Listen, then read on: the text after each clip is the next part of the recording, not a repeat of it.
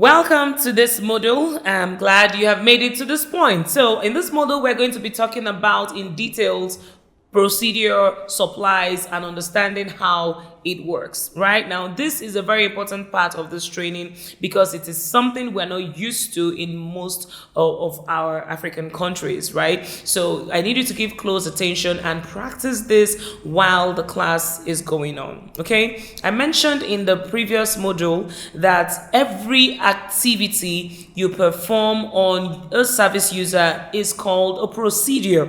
All right, everything we do is called a procedure. You want to baiting is a procedure. You want to lifting is a procedure. You want to perform oral care is a procedure, okay? And all the things we use to perform a procedure are called, who remembers? Supplies. So the things I need to bait are called supplies. What do I need? What are the supplies needed for baiting? You need your towel, you need your soap, you need the water, you need the bucket. Everything needed to perform that procedure are called the supplies. Okay, now when you want to perform a procedure, you must open the procedure, perform the procedure, and close the procedure.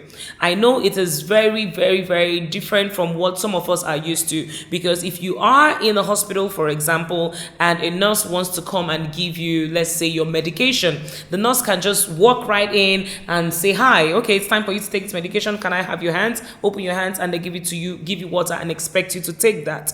But in this other side, you need to, first of all, open the procedure.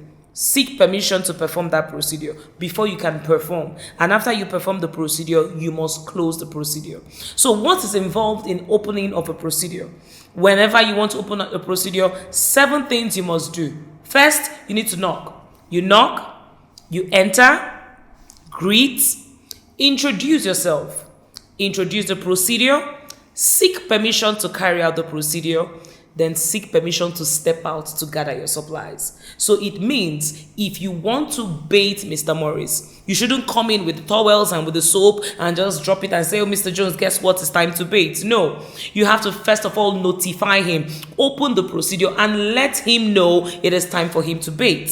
So let's assume I want to bait Mr. Morris. I will first of all knock, enter, greet him, introduce myself, introduce the procedure, seek permission to carry out the procedure, seek permission to step out to gather my supply. So for example, knock, I've entered.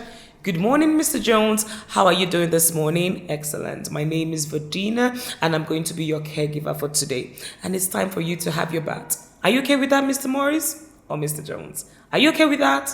Oh, excellent, great. Just give me a couple of minutes. I'll quickly step out to gather my supplies. So if you are opening your procedure and Mr. Jones tells you he doesn't want to bait, at that point you can use some, tactics and say, oh, why not? You didn't have your bath yesterday. Why not? Any reason? Oh, you think the weather is cold? We could do this, we could do that. You try to profile solutions that will make him feel more comfortable to perform that procedure. But if he should still insist he doesn't want, remember, person-centered care. It is all about him. Respect anything he says. As long as it is not detrimental to his health, you cannot force him. You cannot insist, unless if it is something that medically must be done, and if you have the go-ahead to do that, from the physicians and all that. So yes, you must open the procedure. Let's take it again. Knock, enter, greet, introduce yourself, introduce your procedure, seek permission to carry out the procedure, then seek permission to step out to gather your supply. That is for opening the procedure. So when you're done opening the procedure, the next thing will be to perform the procedure. And once you come in to perform the procedure, that is that thing that you have gotten permission from him or she to do initially. Once you get back to perform the procedure, the first thing you need to do is to provide privacy. Provide privacy could mean to lock the door, could mean to just close the door, or it could also mean to draw the curtains if it is in a public space, okay? So provide privacy. You don't want to be baiting your clients when everywhere is exposed, okay? So once you come back to perform your procedure, you have to provide privacy. And once you're done providing privacy, you want to perform hand hygiene. Hand hygiene could mean wash your hands or use hand sanitizers or don your gloves, put on your gloves, whatever it is that makes your hands safe for that procedure. You want to perform it. Then you want to take off the call bell. The call bell, there are buttons that are usually close to your client or the residents to help them call you when they need you. Okay, so that call bell most of the time has a long cord attached to it. You do not want somebody to fall if you don't take that off. So after you provide privacy, you want to take off that call bell away from where it can cause a fall, and don't forget to perform hand hygiene before you start performing the procedure. Now, what is it about performing procedure that is really different from what you might be used to already? It is the fact that you need to communicate with the person you are performing the procedure with. Unlike in some part of the world, especially in Africa, you see them, they are singing, somebody's performing the procedure and they are singing or they are whistling or something like that. What is obtainable here is the fact that you need to communicate. Before you take their hands off their sleeve, you need to tell them, Mr. Morris, I'll quickly pull up your sleeves, or I'll take your hands off. Before you pour the water on their body, you need to let them know that, the temperature of the water, are you okay with it?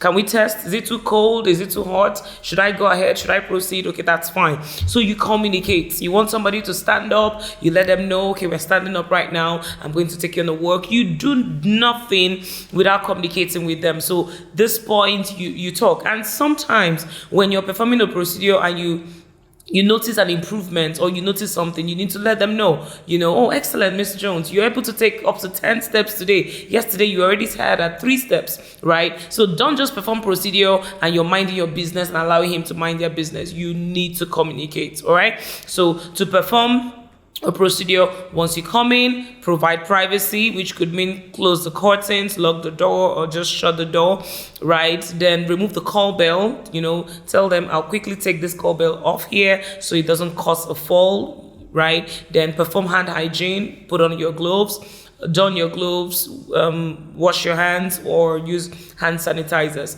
Then go ahead and start communicating whatever it is you want to do. Then when you are done performing all the procedure, the next thing will be to close the procedure. Closing the procedure will first of all start with appreciation. You want to say thank you. Yes, I know you're the one that did the job, but you need to tell them thank you for allowing you to do the job. Because if they wouldn't have allowed you, that could have been an issue for you, right? So you need to appreciate them and say, okay, thank you, Mr. Morris. We are done here. We're done here. I'm done baiting you, or whatever procedure it is you have performed. Then after you have appreciated them, the next thing will be to ask them questions. Are you okay? Do you need anything? Are you okay with the room temperature? Do you want me to turn off the AC? Do you want me to increase the temperature of the heater? Do you want some coffee? Are you okay? Do you want to sit up? You want to lie down? Always ask questions. The reason for this is you're about to step out of the room. You're about to leave them for a while. You don't want to step out and somebody's calling you back immediately. So make sure they are comfortable. Make sure they are relaxed before you step out of the room, okay? Then once you're done asking them if they are okay, you remember to bring back the call button, the call bell or the call button back to their hands, right? So you're bringing back the call button, you're saying something like, Mr. Jones, this is the call bell. If you need me, remember you can always use it, and I'm going to be right here. Okay, if you want me, use the call button and I'm going to be right here. Bring back the call button right to close to their hands or somewhere, somewhere they can easily access it. If for any reason you step out of that room without bringing the call button back to them and something happens, that incident, that negative incident becomes your fault. For example, you stepped out of the room after performing the procedure and you forgot to bring the call button, and Mr. Jones wants to get up. He's not able to get up, so he's stretching towards where the call button is and he falls. That fall is on you, right? So before you leave the room, close your procedure. It's included that you will have to bring back the call button. Then once you're done, you need to let them know you're about to leave the room. So closing the procedure, Appreciation. Thank you, Mr. Morris. We're done here. Okay. Do you need anything? That's asking question. Are you okay with the room temperature? Should I help you sit up? Do you want to lie down? Do you want to watch a movie? Should I turn off the radio? Whatever it is, just ask a question. After asking the question, bring back the call button. Then after that, you will seek permission to step out to go drop your supply or to go back to your station.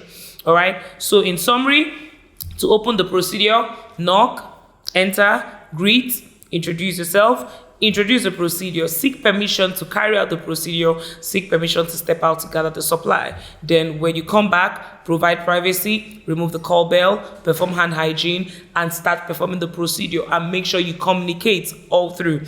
Then to close the procedure, appreciation, okay, ask questions, bring back the call button, then seek permission to step out. So I will want you to practice this, right? Maybe you practice it with your spouses or your children or your siblings, whosoever, your friends, anybody around. Before you come to care for them, just practice. I want you to practice the good morning, Mr. Morris. How are you doing this morning? My name is Vadina. I'm going to be your caregiver for today, and it is time for us to perform your oral care. Are you okay with that, Mr. Jones? Oh, beautiful. Just give me a couple of minutes. I'll be back with my supplies. Then I step out, go gather my supplies, come back. Okay, I'm here, Mr. Jones. Up. I drag the curtains. I take out the call bell. Allow me to quickly take this out so it doesn't cause a fall, right? Then performing hand hygiene. Okay, Mr. Jones, I would like you to sit up a bit so we can have your teeth cleaned up. Can you help me open your teeth? I'm going up. I'm coming down to the left. Excellent. You're doing a great job today, Mr. Jones. All right, can you help me take a little water and spit it out here? Beautiful. Communicate. All through the process, you want to talk to them. You want, to have that back and forth communication. He needs to understand what you're doing. Then once you're done, thank you, Mr. Morris. We're done here. Okay, do you want something? Do you want to drink water? Are you okay with the room temperature? Is that fine? Oh, beautiful. So this is the call button. If you need me, make sure you call me and I'll be right back. So now I'm going to want to step out to drop my supply. Okay, so try the opening, performing, and closing of the procedure. Try it with anybody around your house, and I wouldn't mind to see what that looks like. So you can always send us a video to our WhatsApp numbers or to our email, mail@shaktiandsends.com. Let us see what you're doing. Okay, thank you. I hope you got value from this module. I look forward to seeing you in the next one. Bye for now.